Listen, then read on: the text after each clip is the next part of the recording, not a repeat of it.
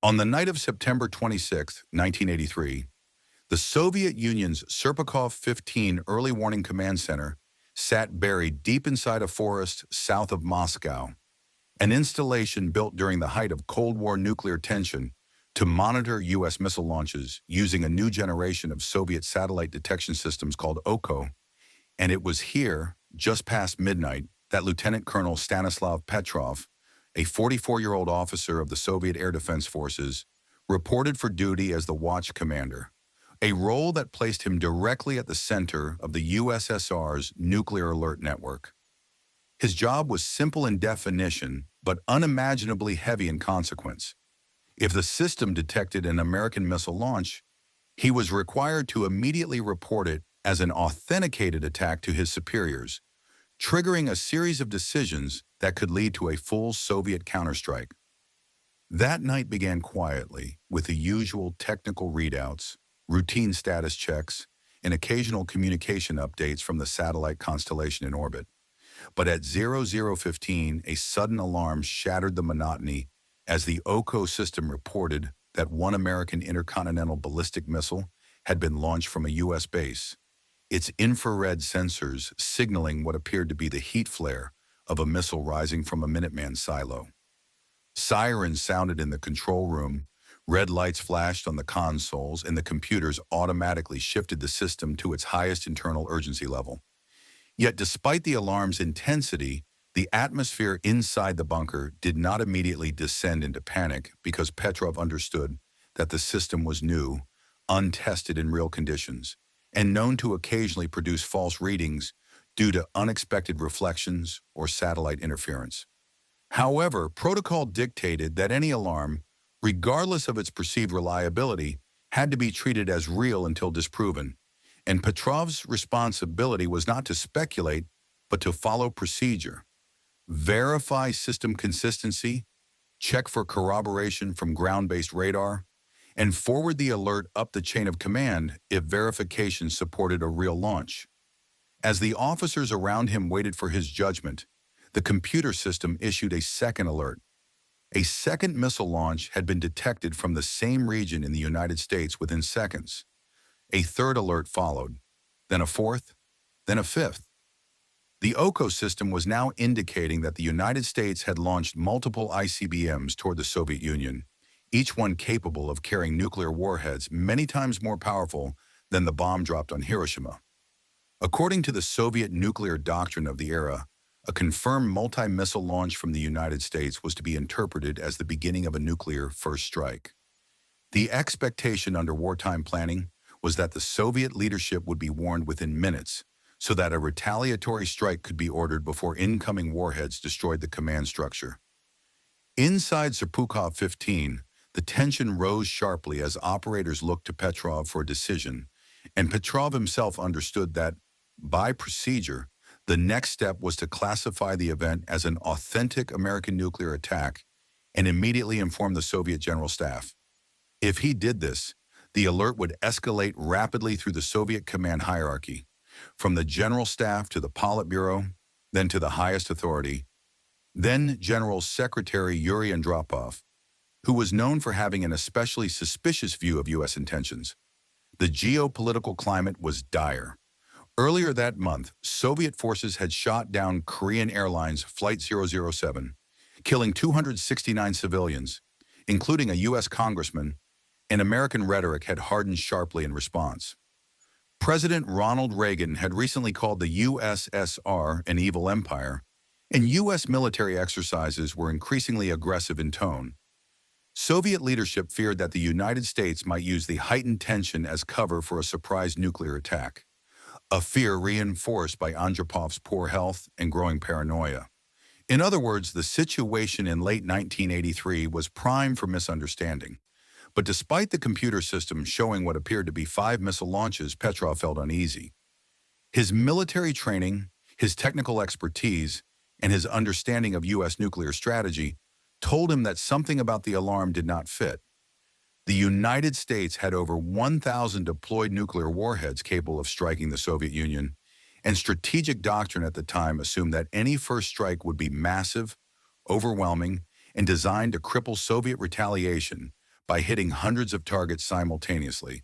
A launch of only 5 missiles made no strategic sense. It would accomplish nothing but provoke a devastating counterstrike. Petrov also knew that ground-based radar stations had not yet confirmed any incoming tracks, though he also understood that radar would only be able to detect missiles after several minutes of flight. Due to the curvature of the Earth still, something felt wrong. The satellite system was new, and he knew it relied on detecting sunlight reflections off high clouds, making it vulnerable to rare but theoretically possible atmospheric distortions. His role gave him authority to classify the alarm as either real or false, and the entire Soviet retaliatory chain depended on his assessment. His written instructions told him to trust the computer, but his instincts told him the data did not match any logical scenario. Around him, officers waited for his decision, the sirens still sounding, the red alarm still flashing, and the computer still insisting that the USSR was under nuclear attack.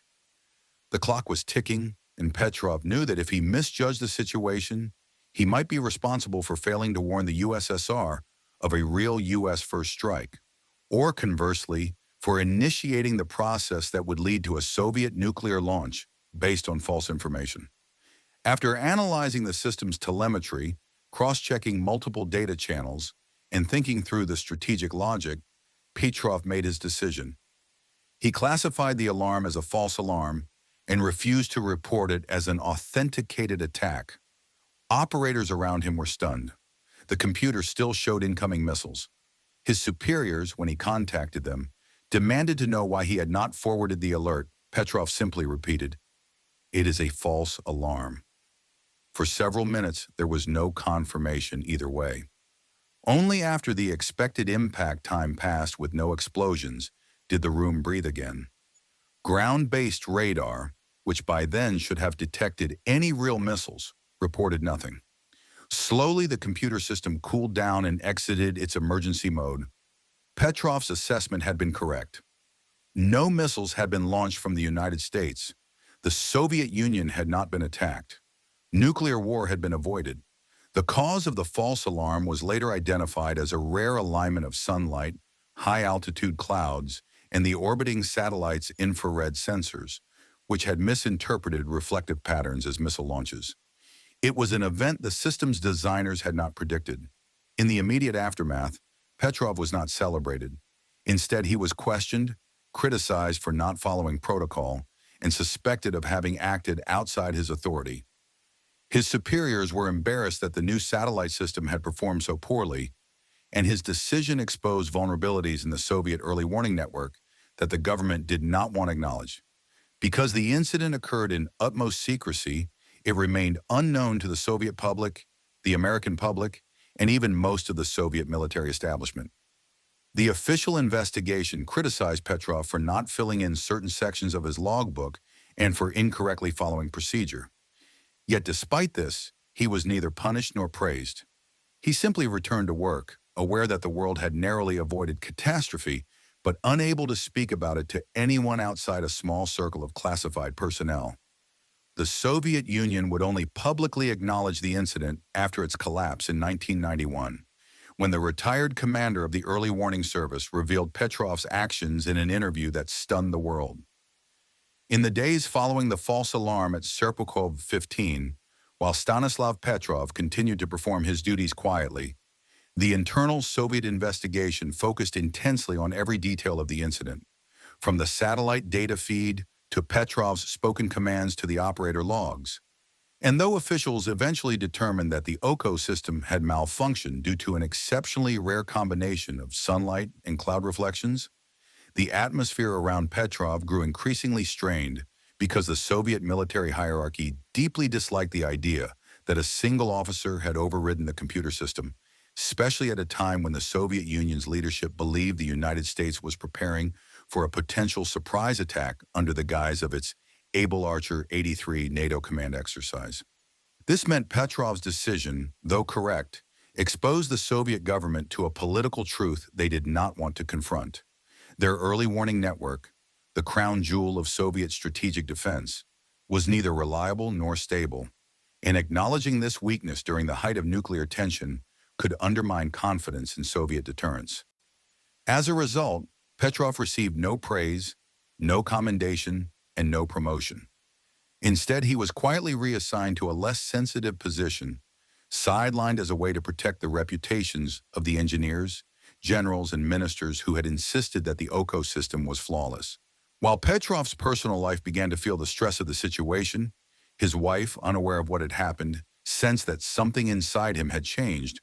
World events outside the USSR were simultaneously escalating the possibility of a real nuclear confrontation. Only 6 weeks after Petrov's false alarm, NATO began Able Archer 83, an annual nuclear release drill that simulated the transition from conventional warfare to the preparation and execution of a nuclear strike. What made Able Archer 83 different from previous years was that it included new elements: encrypted communications, realistic military movements, and the simulation of high-level nuclear authorization procedures.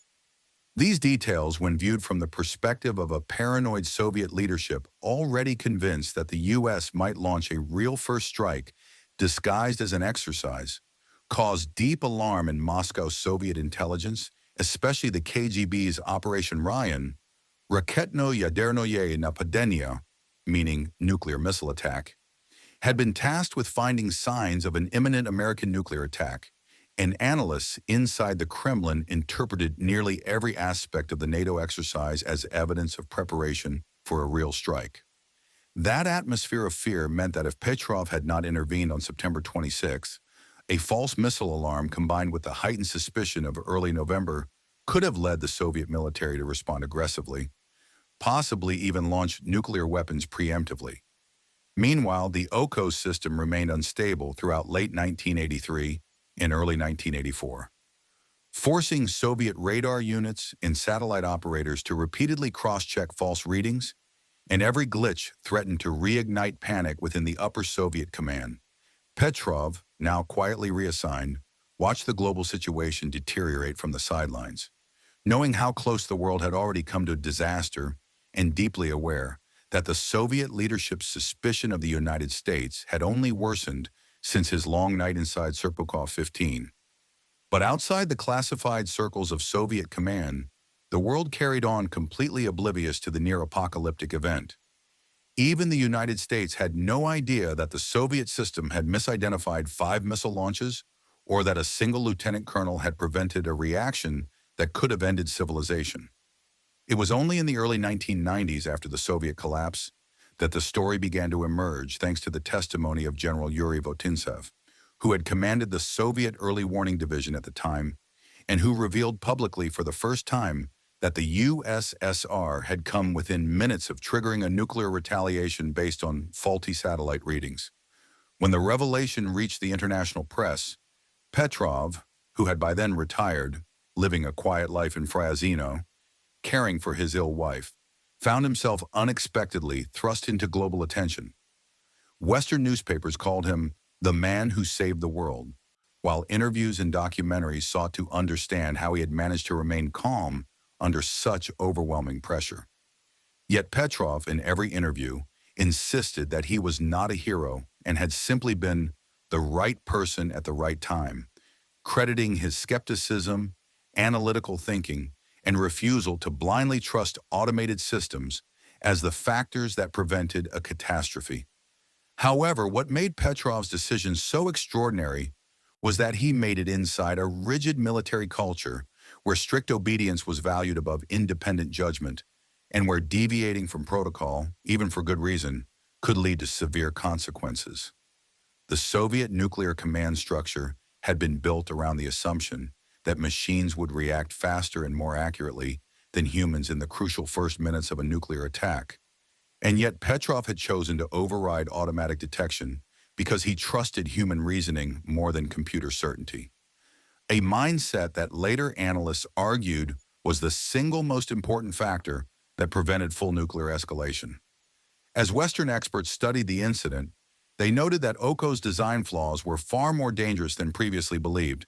Specifically, the system used a single-point failure logic, meaning that if one satellite reported a missile launch, the computer system automatically treated the alert as real unless humans overruled it. something many officers were too afraid to do. Worse, the Soviet early warning network lacked the kind of redundancy built into American detection systems, and Soviet commanders were under intense pressure to act quickly, as they believed the United States might use fast-flying, submarine-launched missiles to decapitate Soviet leadership before it could retaliate. This meant that Soviet officers in Petrov's position were effectively being asked to make decisions at the very edge of human capability, decisions that could decide the fate of hundreds of millions of lives. As the years passed, international recognition for Petrov grew. He received Germany's Dresden Peace Prize, a special award from the United Nations, and global humanitarian honors. But inside Russia, the government remained reluctant to celebrate him publicly, since acknowledging his heroism required admitting that the Soviet early warning system had been dangerously flawed. Petrov lived most of his life without financial support, caring for his wife until her passing, then living modestly in a small apartment, often uncomfortable with the media attention, but willing to share the story because he believed people needed to understand how easily nuclear war could begin through error, rather than intention. This understanding became especially important as nuclear strategy analysts in the West studied the Petrov incident to illustrate the dangers of automated warning systems and the catastrophic risks of misinterpretation. Many argued that Petrov's skepticism should be studied by future generations of nuclear officers, emphasizing that in moments of overwhelming stress, logical reasoning and human intuition can be the final barrier between civilization and destruction. Yet Petrov himself rejected the title of savior, often saying that any sensible officer would have done what he did. But this was not true. Years later, several Soviet officers admitted, some on record, that they would have followed protocol and forwarded the alert up the chain of command, trusting the computer because they feared punishment for questioning state technology. Petrov's refusal to do so, rooted in his engineering background and his understanding of American nuclear doctrine, was far more unusual than he ever wanted to admit. In fact, experts later concluded that out of all the senior early warning officers serving in the Soviet Air Defense Forces in 1983, Petrov was uniquely prepared to make that decision, not because of luck, but because of a combination of technical expertise, independent thinking, and a personal disposition that resisted panic. The deeper analysis of the 1983 false alarm revealed something far more alarming than a single system failure. It showed that the entire Soviet early warning chain was structurally vulnerable to false positives, rushed decision-making, and nuclear misinterpretation. Even after Petrov's incident, problems continued to appear. In 1984, 1987, and even as late as 1995, the Russian Federation experienced additional false alarms or ambiguous missile detections that required high-level review, including the infamous 1995 Norwegian rocket incident, which reached President Boris Yeltsin himself and activated the nuclear Cheget briefcase. Each of these episodes underscored the ongoing danger that nuclear powers still face long after the Cold War's most dangerous years. The danger that a technical malfunction, misunderstood data, or a frightened commander might accidentally start a nuclear war neither side intended. Petrov's story therefore became not only a Cold War anecdote, but a symbol of a deeper truth, that nuclear strategy depends on the judgment of individuals working under impossible pressure, and that even the most advanced detection systems can still fail in unexpected ways. His experience demonstrated that nuclear peace is not maintained solely by treaties, weapons, or deterrence doctrines, but also by human beings who, in critical moments, choose caution over panic. For Petrov, the decision he made that September night remains something he carried privately for decades, long before the world learned what he had prevented, and long after he had slipped back into ordinary life. But once his story became known, historians, political leaders, and peace organizations all agreed on one thing. Without Stanislav Petrov, the world might look very different today. By the time the world finally learned of Stanislav Petrov's actions decades after they occurred, nuclear scholars had already begun reevaluating the entire architecture of Cold War deterrence, arguing that the 1983 incident revealed not only how fragile the Soviet early warning framework had been, but also how dangerously misunderstood nuclear escalation was during the peak years of superpower rivalry. And as researchers dug deeper into Soviet archives, it became clear that Petrov's decision had intersected with a perfect storm of circumstances that could easily have pushed the world past the threshold of nuclear war had he made even a slightly different judgment. To understand the magnitude of what Petrov prevented, analysts began reconstructing the exact sequence of events that would have unfolded if he had reported the missile detections as real, noting first that once his report reached the General Staff, the Soviet leadership would have moved immediately into the preemptive retaliation window, a doctrine designed to ensure that Soviet nuclear forces could launch before being destroyed by an American first strike. Under early 1980s Soviet strategy, this decision-making chain could unfold within minutes because the Soviets feared that U.S. submarine-launched missiles, which had far shorter flight times than land-based missiles, might wipe out command bunkers before the Politburo could respond. This meant Petrov's report could have triggered a readiness state in which Soviet missile forces were one step away from launch authorization, and the political mood in Moscow at the time made this especially dangerous. General Secretary Andropov was bedridden, suffering from kidney failure, and deeply mistrustful of the Reagan administration, viewing its rhetoric, military expansion, and psychological pressure campaigns, including the deployment of Pershing II ballistic missiles in Europe, as evidence that the United States intended to intimidate or even strike the Soviet Union at a moment of weakness.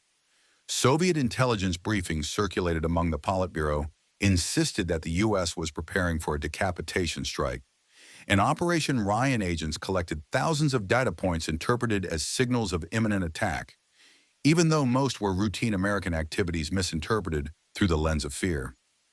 In this environment of paranoia, if Petrov had forwarded the alert, Andropov's inner circle, especially Defense Minister Dmitry Ustinov and Chief of the General Staff Nikolai Ogarkov, would have likely viewed the missile detections as confirmation of their worst expectations. Once the alert was elevated, Soviet command would have had only minutes to decide whether to launch a retaliatory attack before their own silos were theoretically destroyed. Military planners later reconstructed this chain of events and concluded that a full Soviet retaliation, involving hundreds of nuclear warheads, was not only a plausible outcome, but the most likely one, if Petrov had followed protocol.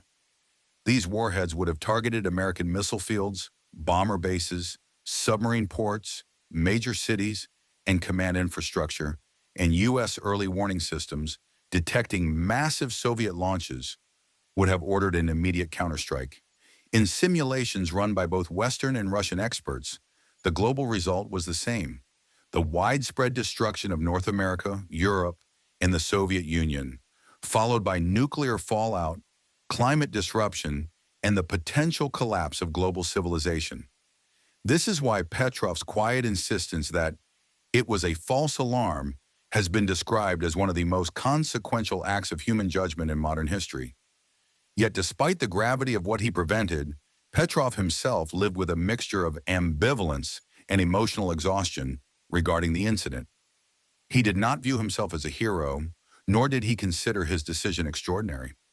Instead, he often said that if anything had terrified him about that night, it was not the possibility of nuclear war, but the realization that the system could fail so easily and that so much responsibility had been placed in the hands of a single officer. In interviews, he described how deeply flawed the Soviet early warning system was, explaining that engineers were pressured to declare it reliable even when tests revealed inconsistencies. He also emphasized that the military culture discouraged questioning technology, even though the technology itself was prone to error. After the story became public, military experts in the United States and Europe began analyzing the deeper causes of the failure. They found that the satellite constellation was positioned in a highly elliptical Molniya orbit designed to give extended coverage of the northern hemisphere. But this orbit occasionally produced unusual sun reflection angles when the satellites aligned with high-altitude clouds at sunrise or sunset. In rare conditions, this caused the sensors to detect heat signatures resembling missile plumes.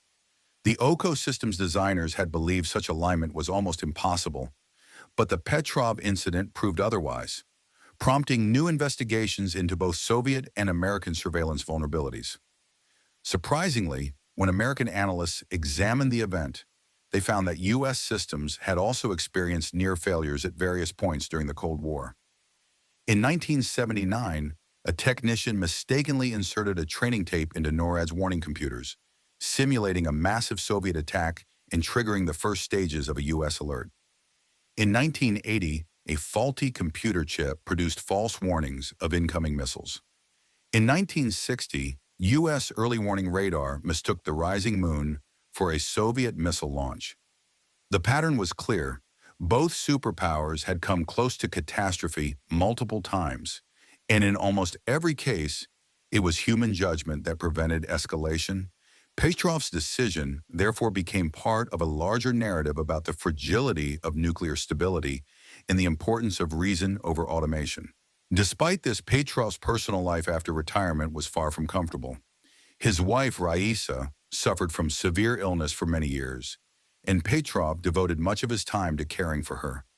After she passed away, he lived alone, financially strained, supported modestly by his children and occasional humanitarian awards.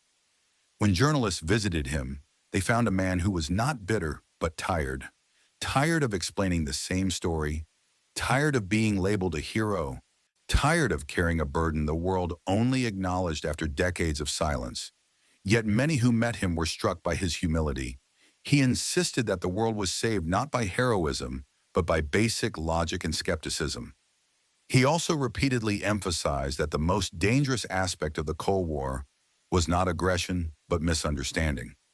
Moments when technological systems produced ambiguity and political leaders, primed by fear, were ready to interpret that ambiguity as enemy hostility. When documentaries about Petrov appeared in the 2000s and 2010s, global audiences began to understand how close the world had come to nuclear annihilation and how easily it could have happened without anyone intending it. Scholars began calling his story a case study in accidental nuclear war, using it to argue that nuclear arsenals, even when managed by rational states, contain catastrophic risk because they rely on machines that can malfunction, and humans who can panic. Petrov's story therefore contributed to renewed debates about arms control, nuclear de-escalation, and the modernization of early warning systems. Eventually, Petrov traveled to several countries to receive awards, including a ceremony at the United Nations, where he was honored for preventing an accidental nuclear war. But even during these events, he often appeared uncomfortable, saying with a quiet shrug that he had simply done his job. He did not bask in praise, nor did he try to turn his story into personal glory. He simply hoped that people would learn from the incident and work to ensure such moments of danger never occurred again. Unfortunately, in the modern era, as nuclear tensions rise again in various parts of the world, the lessons from Petrov's decision have become increasingly relevant. His story reminds policymakers that nuclear stability depends on more than weapons and technology. It depends on the character, judgment, and calm of individuals operating deep within underground command bunkers. It reminds the public that nuclear war does not require madness or aggression. It can arise from technical error, political misunderstanding, or a moment of confusion. And most importantly, it shows that even the most advanced systems can fail. And when they do, civilization may rest on the shoulders of a single human being willing to pause, think, and question. When Petrov died in 2017, his passing was not widely reported in Russia, but international media around the world paid tribute to him, describing him as a man who prevented the unthinkable simply by refusing to act hastily. His legacy endures not because he was celebrated by governments, he wasn't, but because his story exposes the thin line between peace and annihilation today. His name is taught in university courses on international security, nuclear policy, and decision-making psychology. His story is invoked in arguments against fully automated retaliation systems, in debates on artificial intelligence and military technology, and in reflections on the moral responsibility placed on individuals in high-stakes environments. In the end, Petrov's legacy is a reminder that the world survives not only because of power or strategy, but because of human beings who, in critical moments, choose reason over fear and humanity over orders. In the years after Stanislav Petrov's death in 2017, historians and nuclear security researchers continued to unearth new archival material reflecting the internal dynamics of the Soviet early warning system and the broader geopolitical landscape surrounding the 1983 incident. And what emerged was a complex portrait of bureaucratic pressure, ideological rigidity, and technological overconfidence that made Petrov's calm, independent judgment all the more extraordinary. Newly declassified documents revealed that Soviet engineers had repeatedly warned their superiors about instability in the Oko satellite constellation, but political leaders, eager to match or surpass American early warning capabilities, had pushed the system into operational service despite unresolved flaws. Internal memos from 1982 and early 1983 highlight at least three technical anomalies that had occurred during testing, all of which were attributed to sensor calibration issues rather than fundamental design weaknesses. Engineers urged caution, recommending more extensive testing before relying on the system during periods of heightened international tension. But the pressure to maintain the appearance of technological parity with the United States, especially after the U.S. had successfully integrated its Defense Support Program, DSP, satellites, led Soviet officials to declare the Oko system fully functional, even as they privately acknowledged unresolved uncertainties. This bureaucratic denial meant Petrov was placed at the center of a machine whose operators were forced to trust what designers knew could fail. As researchers analyzed the system's structure decades later, they noted that Serpukhov 15 lacked many of the redundant safeguards present in U.S. facilities, such as NORAD's Cheyenne Mountain Complex. In particular, Soviet early warning protocols emphasized rapid decision-making to prevent the possibility of a decapitation strike, meaning that watch officers like Petrov were expected to escalate alerts quickly and defer strategic interpretation to the general staff. What made Petrov's actions unique was that he reversed this expectation. He refused to pass responsibility upward until he personally confirmed the threat. In interviews, Petrov said he felt an inner alarm that something was wrong, not a mystical intuition, but a clash between system readings and strategic logic.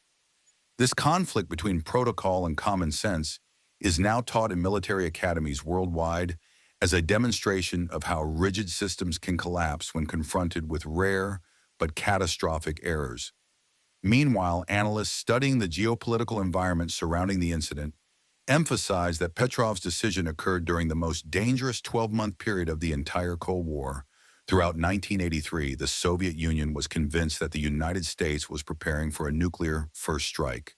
CIA assessments released decades later confirmed that American intelligence had vastly underestimated Soviet fear. During this time, U.S. leaders believed Moscow was posturing when it expressed anxiety about an American attack. But internal Soviet records indicate that their fear was real and acute. When Able Archer 83 took place in November, just 6 weeks after Petrov's false alarm, the Soviet leadership believed that the exercise might be a cover for an actual attack. Contemporaneous notes from the KGB's chief resident in London warned Moscow that NATO had moved to an unprecedented level of realism, prompting the Soviet Union to place bomber crews and nuclear missile units on heightened alert. Western analysts estimate that if Petrov had reported a real attack in September, the added pressure during Able Archer could have created a feedback loop in which Soviet leaders interpreted ambiguous NATO signals as final confirmation of U.S. aggression. In short, one misinterpreted moment in September could have detoned global catastrophe in November.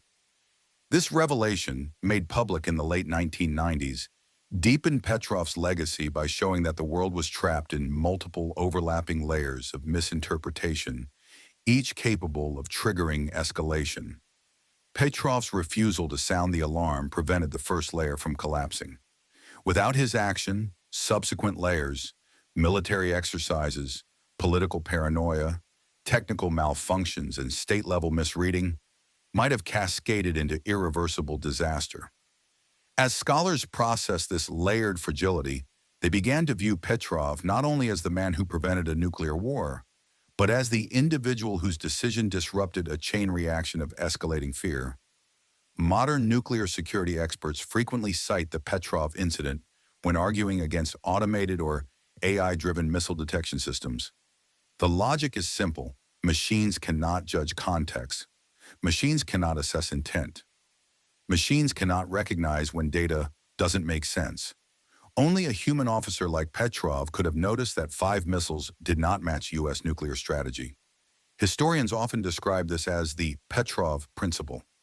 The idea that nuclear detection systems must always include human interpretation at critical junctures, because the stakes of an error are too high to leave to automation. Meanwhile, Petrov's personal legacy slowly grew outside Russia. International organizations honored him with humanitarian awards, documentary filmmakers told his story to global audiences, and students learned his name in political science and security classes. But inside Russia, recognition remained muted. Russian military officials rarely acknowledge his contributions, in part because honoring him required admitting that a Soviet system had nearly initiated nuclear war by mistake. Petrov lived modestly until the end of his life, reflecting quietly on his experience.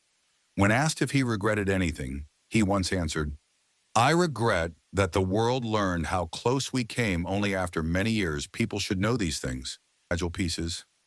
His message resonated because it touched a truth often forgotten, that the Cold War was not a stable balance of terror, but an era in which peace survived largely because of individual acts of restraint. Moments when a single person chose patience instead of procedure, skepticism instead of fear, and judgment instead of obedience. As the 21st century unfolded and geopolitical tensions rose again among nuclear-armed states, the Petrov incident took on renewed relevance. In a world with faster missiles, more powerful surveillance satellites, and increasingly automated military systems, the risks of miscalculation have only grown. Modern hypersonic missiles reduce warning time to minutes. Cyber attacks can disrupt detection systems. AI-driven threat analysis can misinterpret signals at speeds humans cannot monitor. Against this backdrop, Petrov's decision stands as a warning. Technology can amplify danger when paired with political mistrust. Nuclear strategy still hinges not on machinery or doctrine, but on human judgment. Today, his story is studied alongside the Cuban Missile Crisis, the 1995 Norwegian rocket alarm, and other moments of accidental brinkmanship. It serves as proof that nuclear war is rarely prevented by weapons. It is prevented by people. People who question, people who hesitate, people who think clearly when the world around them demands panic. As one historian wrote, Petrov did not save the world with a weapon. He saved it by refusing to believe in a machine. When viewed through this lens, Stanislav Petrov becomes not just the man who stopped a false alarm, but the clearest symbol of the Cold War's silent truth. Humanity survived not because nations were wise, but because one man in one bunker on one night understood that sometimes the only thing standing between peace and annihilation is a single human mind unwilling to act without certainty.